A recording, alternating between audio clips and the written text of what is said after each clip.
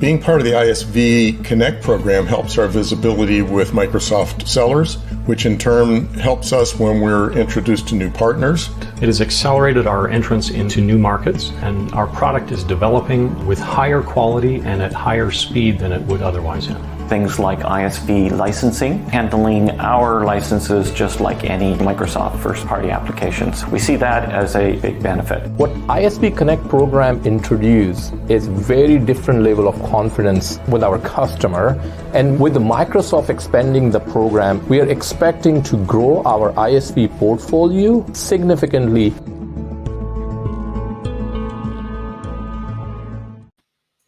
Well, good morning, good afternoon, good evening, everyone. Welcome to another installment of ISV Connect Live. I'm Brian Galicia. I lead our Dynamics 365 global ISV business here at Microsoft, and it's an honor and pleasure to have the CEO, Luciano from To-Increase, join me today. But before we do the introductions and go through the show, let me just orient everyone on the show that we do. If you've never participated in any of these before, we typically do these every Monday at 8 o'clock West Coast time. And the purpose is really to showcase a Dynamics ISV in our ecosystem. We have many, many thousands of partners that are supporting Microsoft across the various Microsoft cloud. And this is really an opportunity to get to know senior leaders at organizations to understand how they can add and drive value. And To-Increase is no different. So throughout the event, we'd love to have engagement. So if you want to type in the LinkedIn experience, where you're watching from. You could be watching from the Netherlands, like where Luciano's taking the call, or Seattle, where I'm taking the call in the US, or anywhere in between. We'd love to showcase and highlight you. So if you want to put your place of where you're watching in the LinkedIn window, don't be surprised if I pause and take a little quick call out to showcase you in the experience. The other is that if you have a question, if let's say during the dialogue Luciano and I have, and you have, let's say, something sparks your interest around PLM, Product Lifecycle Management, which is one of the topics we'll talk about, then feel free to put that in the window and I can ask Luciano in real time that question. And then finally, I would encourage you, if you, throughout the conversation, if you want to like or support or make one of those emoji icons inside the LinkedIn experience, that also gets us indication that the content is actually resonating to the people either watching live, and thank you for making the time, or maybe come across the replay and watch it later. So with that being said, Luciano, thank you so much for joining me today on a Monday. It's hard to believe we're already in the first Monday in November. So appreciate it. It's the holiday season that's upon us. But why don't you describe a little bit your role as the CEO of To-Increase? And then one of my favorite questions I always ask all my guests who join the call or join the event is, what's one thing not on LinkedIn profile that you're open to sharing? Brian, first of all, thanks for having me. It's great to be here and share with the audience here a little bit about ourselves here at To-Increase. I am the CEO here at To-Increase, and I get the pleasure to have my head in the cloud, literally and figuratively, setting strategy and vision for the organization. But really the core, making sure that operations are running well and setting a team in place to make sure that they're enabling our people, to make sure that our people are doing the best to make happy customers out there, because that's really what drives our success, is having more happy customers out there. Now, for something that is not on my LinkedIn profile, that's tough because I put a lot of stuff in there, including my scuba diving career, but let's not talk about that because that's on the profile. We'll talk about that another day. One of the things that's not on my profile is that I'm an avid traveler. I love traveling. I've traveled to over 38 different countries across the globe. I've done 2 trips around the globe in one go. And most recently, just earlier this year, I drove 4,000 kilometers through all of Italy. I see Khalil there. Hey, good to have you here. So traveled all over Italy, Khalil from Italy. I went to Kenya over the summer on a safari, and just actually last week was in the south part of England. I see Ewan over there on the call as well. Good to have you, Ian. Ewan, and traveled all over south of England as well. So avid traveler. I love it, Luciano. And yeah, I'll do a quick shout out of all the people joining. But what is your favorite place you've been to? And then where's a place you've never been to that you want to, or you plan to go to, or you would love to go to? Great question. It's incredibly difficult to pick a favorite place, right? Because they're all so different. And I'm a foodie as well, and I love eating food. So lots of great places with great food all across the world. But I gotta say, my experience in Kenya this year was amazing. Ah, The food was delicious. The experience being out there with animals in a safari was incredible. But more than that, being with the people, they're so friendly and warm. It was really, really great. And a place I haven't been to yet, actually, it's on the schedule. Next year, I'm going to Egypt. I'm going to go dive see some of the sites there. So really excited for that one. yeah, and I've never been to Kenya or Egypt, so that's a good opportunity for me to figure out with my spouse how to make it out there. But no, it's fantastic. I love it. So let's do a quick shout out for people who are joining. So Khalil, as Luciano mentioned, grazie, thank you so much for spending the time with us. Ewan from the UK, thank you so much. I feel like it's going to be World Cup because we have such a diverse global audience today. It's amazing seeing all these people around the world joining. So thank you, Kati, who typically is in the US, but she's in the Netherlands. Must be this week. So thanks, Kati, right. for joining. Fabio, a similar compadre for you because he's from Brazil. I don't know if you know Fabio, but Fabio, South Florida. So it's great. Thank you, Fabio, for joining. And for some reason, LinkedIn does this sometimes, so I apologize. Whoever this is, I'll have to look at it later, but thank you for joining from India because I know it's super late your day. Alfred, hey, that's just in my backyard, Redmond. It's always good to see people from the local area. Charles, another person from India, thank you so much. Another person from India, Kasdasami. Hopefully I'm saying your name correctly from Chennai. Okay. Oh, fantastic. I don't know if you know him. It sounds like you might know him, Luciano. That's great. Another person from the gosh, it's great to see. We have a lot of people. So don't want to take too much time, but let me just go through all these. Thank you so much for watching. Appreciate making time. India, another India, Manoj. So thank you so much. And then Fabio. Yeah. So someplace in Brazil. I love it. So Oh yeah.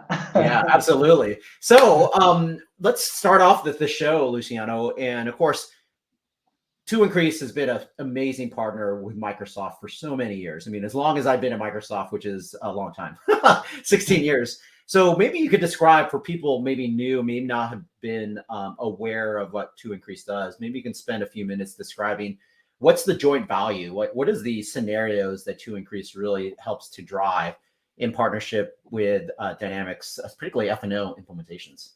Yeah, thanks, Brian. Absolutely. It's been a great partnership for the last 17 years here as we've been in business, partnering up with Microsoft and partners across the globe to bring great solutions to market. We have a pretty broad footprint of solutions, but really core focus in three areas. One, manufacturing. That's what we're going to be talking about today.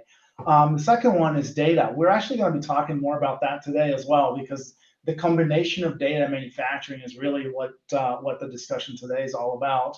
And then the third one, product as a service. So those are three key areas for our business that we create solutions. We're a pure play software SaaS company creating solutions out there to solve problems for our clients in those three key scenarios there.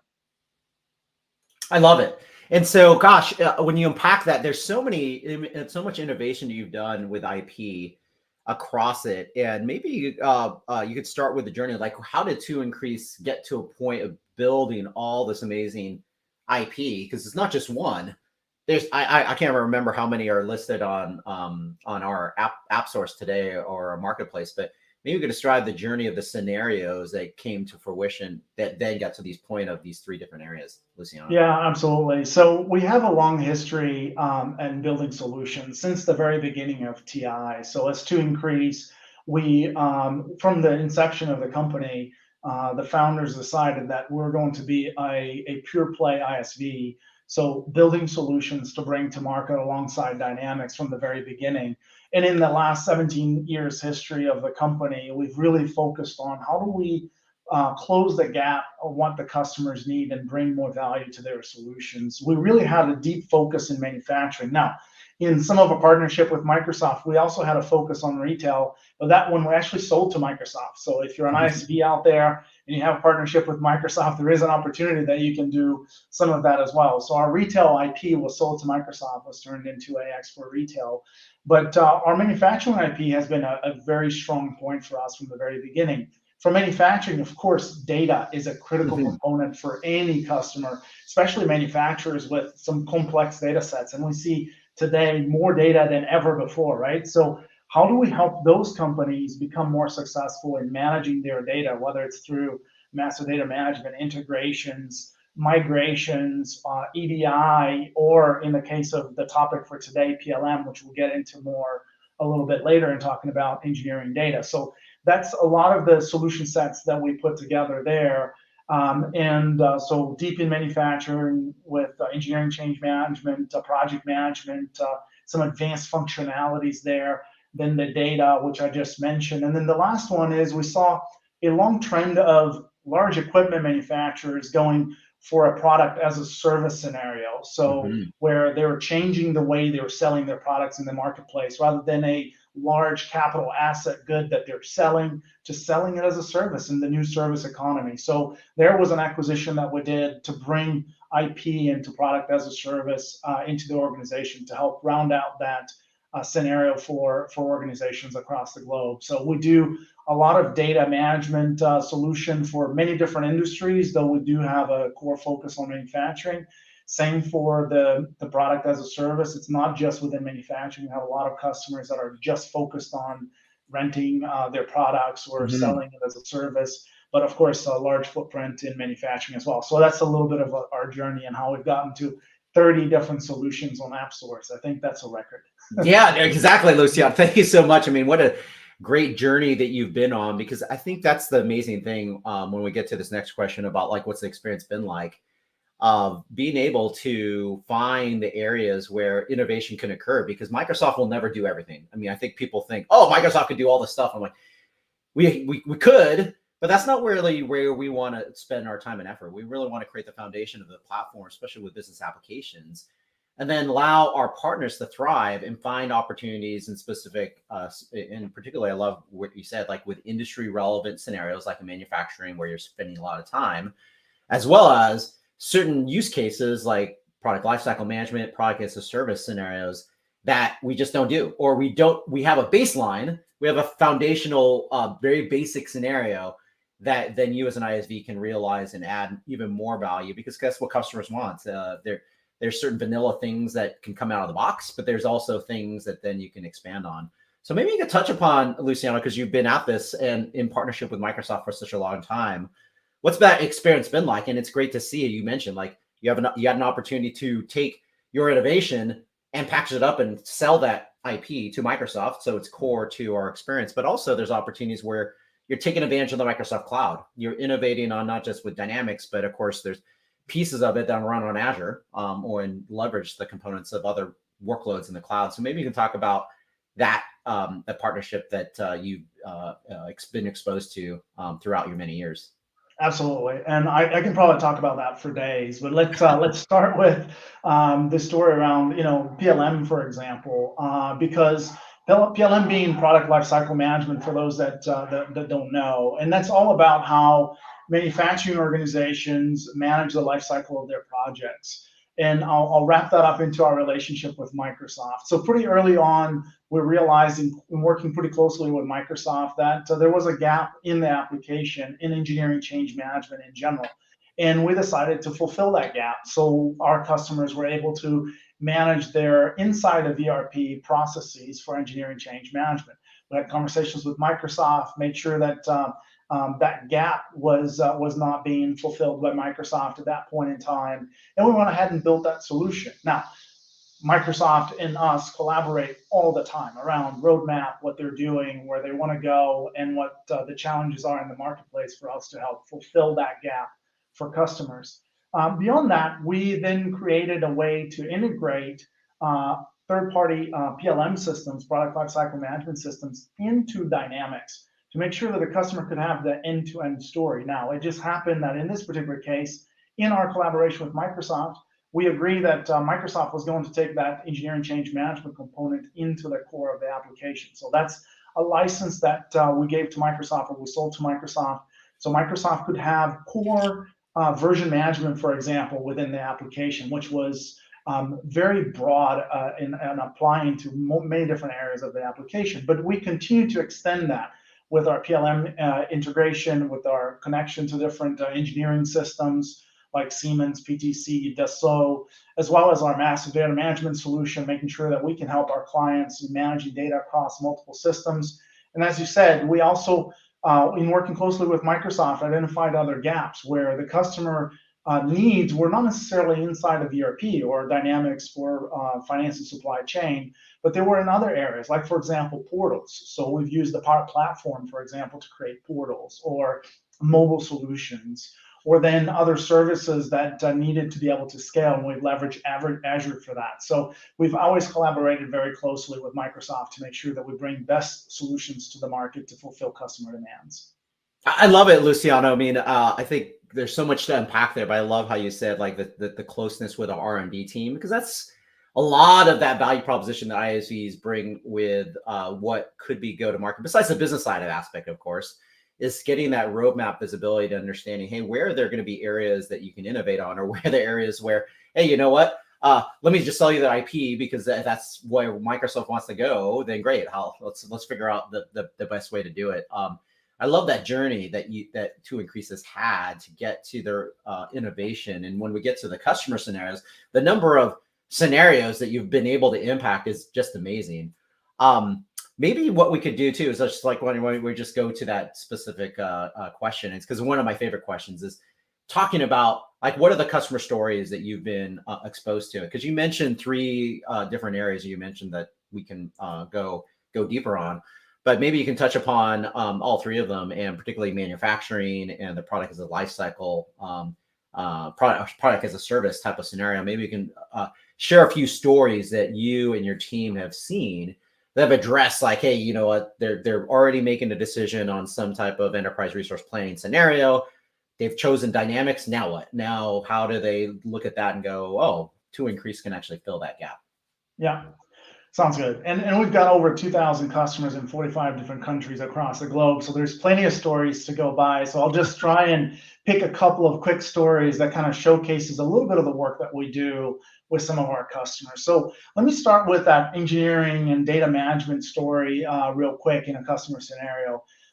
In this particular customer, actually seems to be kind of an interesting customer of ours. We work with several racing companies across the globe. I'm going to pick one client in particular that we work with, where there happened to be a Formula One company, and this is kind of an exaggerated engineering cycle that a lot of our customers go through. Maybe not at this speed, but just to kind of showcase a heavy example of how this could work.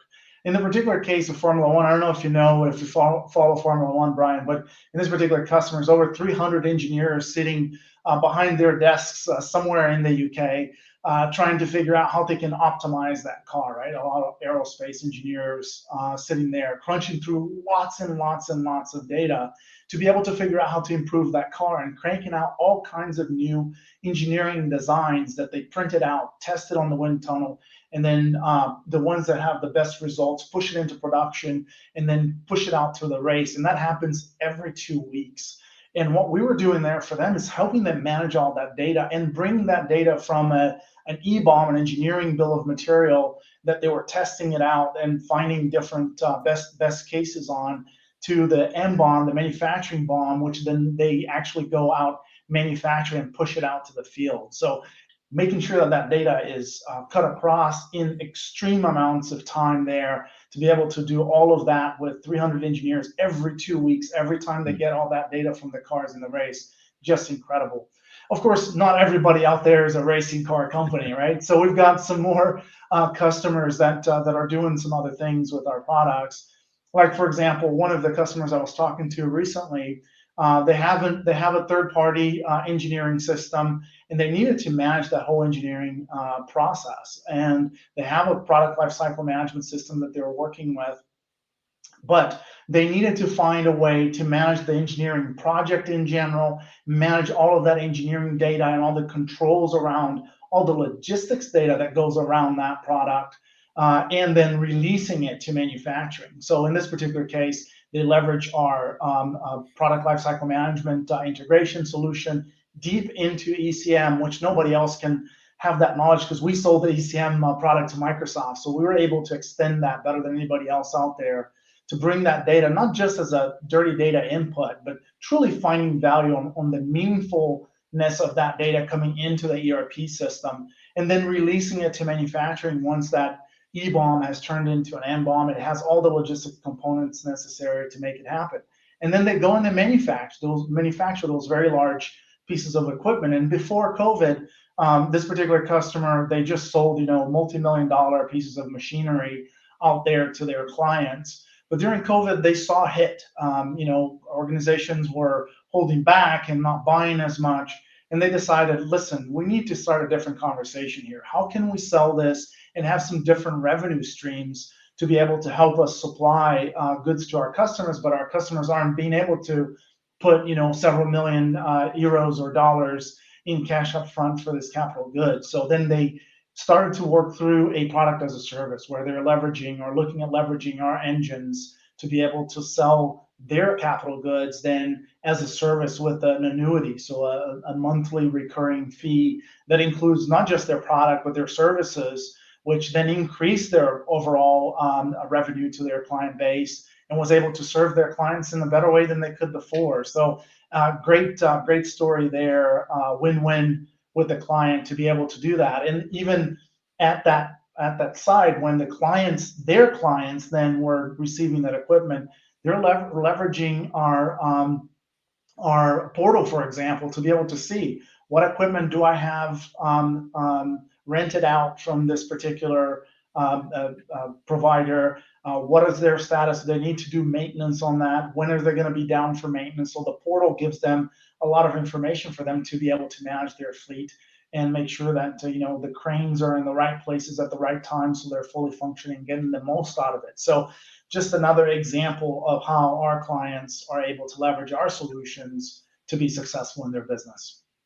Yeah, Luciano, gosh, amazing stories. And I love Formula One. I don't watch it specifically, but gosh, I've been in a few cities where they actually have Formula One, Monaco, as well as Montreal. And you could see where they have those races. And that description that you described with data and how quickly you need to go do that. And the fact that To-Increase has the scenarios to be able to build that a go-to-market strategy, well, not just even go-to-market, but be able to have that organization do that execution in real time is pretty powerful. And then to your point, that this other company that you described, but being able to have their ability to have a product as a service and give that opportunity to very quickly take what they're doing and have them monetize it, which is exactly what we want to do, is just having technology be able to do all these things to allow companies to grow and succeed. Maybe you could talk about before we kind of wrap up, and again, for those watching live, if you have a question for Luciano, we have about 7 minutes left. We might have the ability to ask one question, but Luciano, when you think about the journey that To-Increase has, like what is next? I mean, what are some of these things that your organization is thinking about in partnership with Microsoft to kind of, again, create maybe innovate on the existing IP that exists, or maybe it's 31, maybe it's app 31. What's the kind of the roadmap at a very high level that you're able to share of where To-Increase is going? Yeah, thanks for that, Brian. So one thing to note, and I know you have a lot of Microsoft and partners that see this. So for those of you that don't know, we used to be part of Columbus, which was an SI. Since last year, I was able to carve out and partner up with a private equity firm. We're now completely separate from Columbus, and we've really been investing heavily on the business, really significantly, in order to be able to reach more customers. Because at the end of the day, that's where we bring value. That's where how we describe success, having more customers, being able to leverage our applications. So as we continue to go forward, we want to make sure that we have great value from the existing products that we bring to market. So we're really focused on making sure the existing products we have bring great value for our customers. But that doesn't mean just as they are, right? We are extending in the solutions, and you see that if doesn't matter if you're a partner, customer, or Microsoft. Go to our website and you can see lots of innovation in Power Platform or Azure in data with analytics and AI to help make sure that we meet the customer where they need us. with solutions that helps them be successful. And we'll continue to do that. On top of that, we'll continue to also expand into areas that we don't have coverage, where there are customer needs out there. And we'll either do that through building solutions ourselves or then going through and acquiring solutions as well. We want to make sure that you don't have, it used to be, Brian, that we would have one deal and one customer and like 7 different ISVs in the deal. That's why we come into play for a manufacturing organization, for a company that's doing product as a service. It's one-stop shop. We fulfill the needs of those customers end to end, so that you don't need to have multiple different parties involved. Just bring Microsoft and To-Increase, and you'll be able to bring a lot of value to those organizations. So we'll continue to do that. I love it, Luciano. Well said. And it's always great to see ISVs think that way, because a lot of it is, it's not just, hey, putting a listing in Marketplace and AppSource and you're done. It's the constant innovation, thinking about what is next, and providing that one value so that an end customer doesn't get too confused in regards to, oh, how many ISVs do I need to bring in to support this end-to-end scenario around product as a service or manufacturing. I love it. So with the 4 minutes we have left, why don't you share kind of next steps? Like if Microsoft person is listening to this, a partner is listening to this, or maybe if a customer, especially manufacturing, or thinking, oh, product as a service, that's what I'm trying to go do. What would you recommend people do first? Yeah, it doesn't matter which one you are out of the groups that you just said, Brian. I would recommend anybody to go check us out on to-increase.com, as you see here under my name. There's a plethora of information there. We really try to educate our customers and partners on what we have right there on the website, so we can help them in understanding where we can help them, right? But beyond that, just know if you're a Microsoft and Microsoft seller, there is a lot of making sure that we bring customer satisfaction to the customers. Make sure that there is a certain level of stickiness of our products in leveraging Dynamics 365, and also expanding the usage of the customers, because we're always looking at having the customer leverage more of the application than they have in the past. And this way we could engage in co-sell sales to be able to go fulfill some of those clients with some of your accounts. We've been doing a lot of account management or account engagements with account managers to make sure that we can do that. So if we have not done that yet, please reach out to us straight on our homepage. There is a way for you to get in touch with us, and then we can connect. Mentioned Brian's live show here, and we can quickly connect and go figure out a way to solve a client's needs together. If you're a Microsoft partner, if we have not had a P2P relationship yet, engage with us. Go check out the areas of focus that you have and how we can help you bring more value to the customer, making sure you're implementing the dynamic solutions faster and better with standard solutions, so that we avoid all of that customizations that our customers all hate, and help you in closing more business out there, so we can fulfill the needs of these customers across the business. And if you're a customer, of course, that's what we're here for, making sure that we're developing a plethora of solutions to help you be successful in your business. So come out to our website, find the parts of the solution that can really drive value for you, contact us and let us know. I'm happy to also just help you in figuring out across your Dynamics implementation, or if you're looking at Dynamics or other solutions, I'm happy to have a conversation and figure out how we can bring value to your business. I love it, Luciano. Thank you so much for that great articulation of next steps. And of course, we're doing this on LinkedIn. And so as always, you could also reach out over LinkedIn, either a message or a connection request, and just go to either one of us. So yes, go ahead. Absolutely. Good point. Yeah. And let me flash up in here too, as Luciano mentioned, not just to-increase.com, but we also have compiled the global partner development manager that works super closely with Luciano and his team. If you want to screenshot this or bookmark this, this is also another great resource that is a compile of all these things that Luciano had articulated and discussed.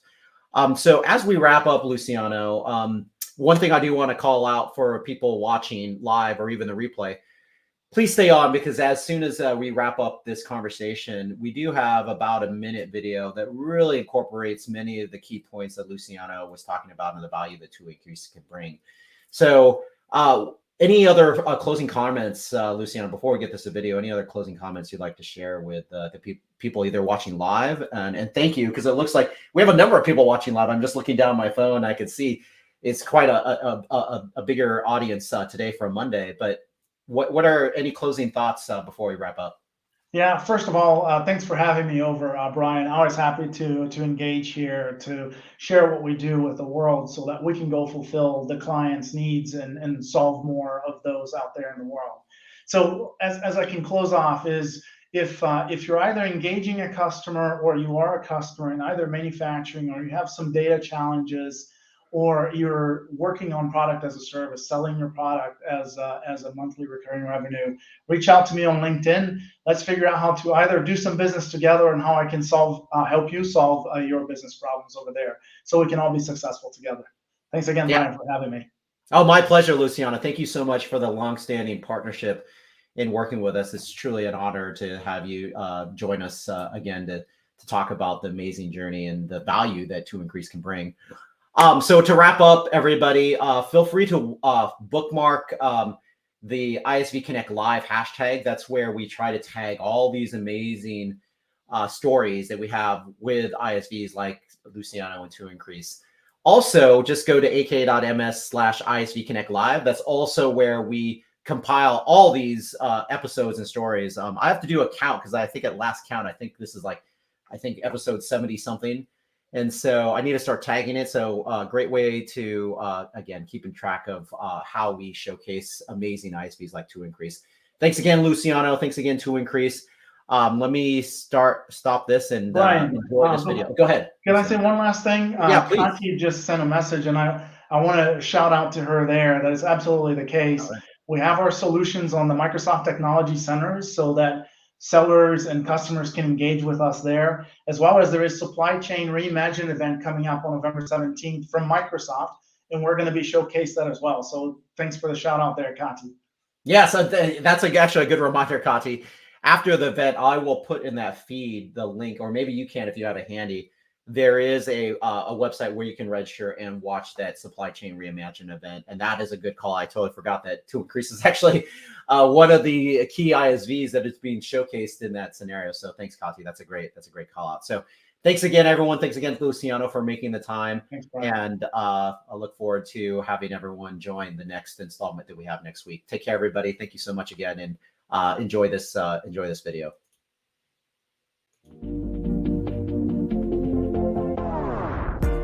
My name is Luciano Cunha, and To-Increase is a global software company that focuses on solving complex matters for our customers. We build solutions in Dynamics 365 because of the needs of our customers. Working in a specific workload like sales or finance and operations or Business Central helped us really focus on the core strategic pillars of what our customers were challenged with, whereas the rest of the platform details were taken care of by the platform and Microsoft.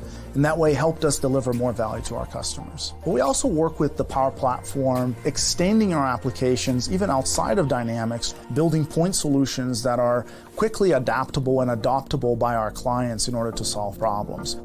We've been partnering with Microsoft since the very beginning. We've been with them through many different programs. But now, with the Business Applications ISV program, we're able to leverage the power of the Microsoft field team, expanding our sales force into the Microsoft sales force, being able to gain more access to the customers to fulfill our mission in life.